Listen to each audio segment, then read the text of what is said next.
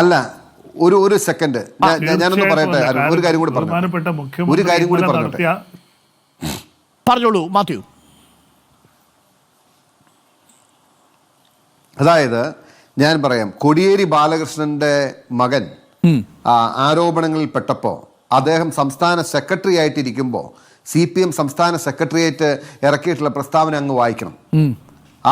അതേ CPM സംസ്ഥാന secretariat Pinarayi വിജയന്റെ കാലം വന്ന് പിണറായി വിജയന്റെ മകളുടെ കാര്യത്തിലായപ്പോൾ അതേ CPM സംസ്ഥാന സെക്രട്ടേറിയറ്റ് ഇറക്കിയ പ്രസ്താവനയുടെ ശൈലിയും സ്വരവും ഭാഷയും അങ്ങ് വായിക്കണം.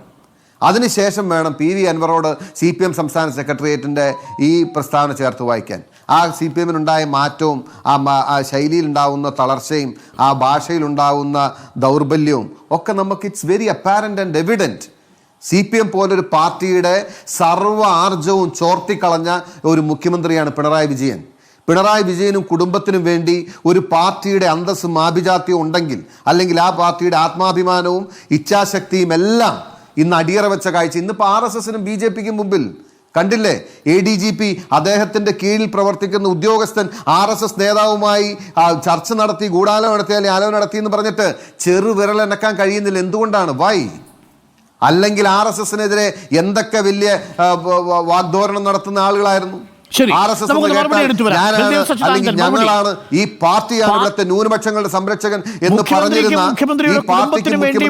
പ്രവർത്തകരുടെ ആത്മാഭിമാനത്തെ പണയം വെച്ചുകൊണ്ടുള്ള പ്രസ്താവനയും അഭ്യർത്ഥനയുമാണോ സംസ്ഥാന സെക്രട്ടേറിയറ്റ് ഇറക്കിയത് PV അൻവറിന് കൊടുക്കാൻ?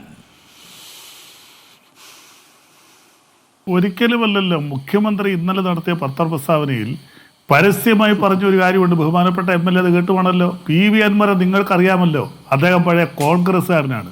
ഇതിന് കൂടുതൽ എന്താ പിന്നെ തള്ളി പറയേണ്ടത്? കമ്മ്യൂണിസ്റ്റ് സംസ്കാരം പോലും അദ്ദേഹത്തിനില്ല. അദ്ദേഹത്തിന്റെ ബോഡി ലാംഗ്വേജിലോ സംസാരത്തിലോ പ്രവൃത്തിയിലോ സംസ്കാരമില്ല. 2011 മുതൽ ഒളിഞ്ഞും തെളിഞ്ഞും CPMന്റെ പിന്തുണയുള്ള PV അൻവറിന് 13 വർഷത്തിന് ശേഷമാണോ മുഖ്യമന്ത്രി പിണറായി വിജയന് ഈ PV അൻവറിന്റെ കോൺഗ്രസ് പശ്ചാത്തലം ഓർമ്മ വന്നത്? അന്ന് CPMന് വേണ്ടി മാധ്യമങ്ങളെയും പ്രതിപക്ഷത്തെയും കടന്നാക്രമിച്ച് PV അൻവർ നിൽക്കുമ്പോൾ 13 വർഷത്തിന് ശേഷമാണോ സ്വന്തം വകുപ്പിന് കീഴിലുള്ള തനിക്കേറെ വിശ്വസ്തനായ ADGPയെ തൊട്ടപ്പോഴാണോ, പൊളിറ്റിക്കൽ സെക്രട്ടറിയെ തൊട്ടപ്പോഴാണോ ഇയാൾ കോൺഗ്രസ്സുകാരനായത്? അല്ല, നമുക്കറിയാമല്ലോ, പലരും പല പാർട്ടിയിൽ നിന്നും പല പാർട്ടിയിലും അവരെ സ്വീകരിക്കാറുമുണ്ട്. നമ്മുടെ ഇന്നലെ തന്നെ അല്ലല്ല, ഒരു കാര്യം കൂടി ഉണ്ട് ബൽദേവ്. ഞാൻ മാത്യുവിലേക്ക് പോകുന്നതിന് മുമ്പ് ഒടുവിൽ ഒരു കാര്യം കൂടി മുഖ്യമന്ത്രി പറഞ്ഞു കേട്ടോ. എന്താണെന്നറിയാമോ? ഈ PV അൻവറിനെതിരെ ഫോൺ ചോർത്തിയതുമായി ബന്ധപ്പെട്ടൊരു പരാതി ഗവർണറുടെ ഓഫീസിൽ നിന്ന് കിട്ടിയിട്ടുണ്ട് എന്നാണ് മുഖ്യമന്ത്രി പറഞ്ഞത്. അപ്പോൾ താൻ ഇതുവരെ എതിർത്തിരുന്ന ഗവർണറുടെ ഓഫീസിൽ നിന്ന് കിട്ടുന്ന കാര്യങ്ങൾ പോലും തനിക്കെതിരെ പറയാൻ തൻ്റെ കൂടെ നിൽക്കുന്ന ഒരാൾ ശ്രമിച്ചാൽ അയാൾക്കെതിരെ ഉപയോഗിക്കുമെന്ന ഭീഷണി കൂടി അതിനകത്തുണ്ട്. അതിന്നലെ നമ്മൾ കേട്ടു ബൽദേവ്. അല്ല, അത് IT ആക്ട് അനുസരിച്ച് സെക്ഷൻ 25(2) അനുസരിച്ച് 3 വർഷം തടവും 2 ലക്ഷം രൂപ ശിക്ഷയും ലഭിക്കാവുന്ന വലിയ നോൺ ബെയിലബിൾ ഒഫൻസാണത്.